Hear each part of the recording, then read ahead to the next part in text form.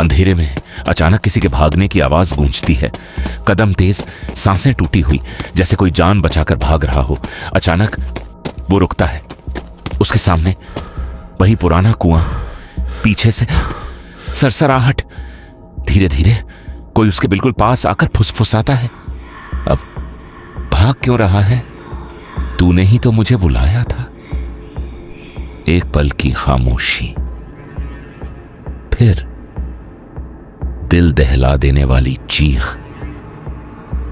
रात असामान्य रूप से शांत थी, जैसे हवा भी किसी डर से थम गई हो।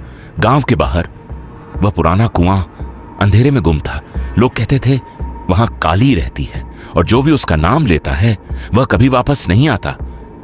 उस रात किसी ने फिर उसका नाम लिया, धीरे से, बहुत धीरे, काली। और फिर सब कुछ बदल गया। हवा अचानक ठंडी हो गई, पेड़ों की परछाइयां हिलने लगी बिना हवा के, जैसे कोई पास आ रहा हो। कुएं के अंदर गहराई में कुछ हलचल हुई, जैसे कोई बहुत समय बाद जागा हो।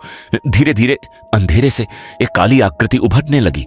उसकी आंखें चमक रही थीं, पर उनमें कोई जीवन नहीं था। उसकी चाल इंसानी नहीं थी। वो रेंगते हुए जमीन को छूती हुई आगे बढ़ रही थी।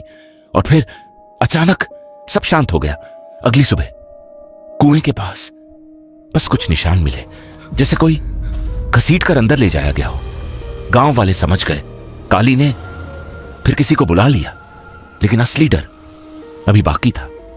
उस रात कुएं के अंदर से एक नहीं, 2 सांसों की आवाज आ रही थी और अंधेरे में अब काली अकेली नहीं थी।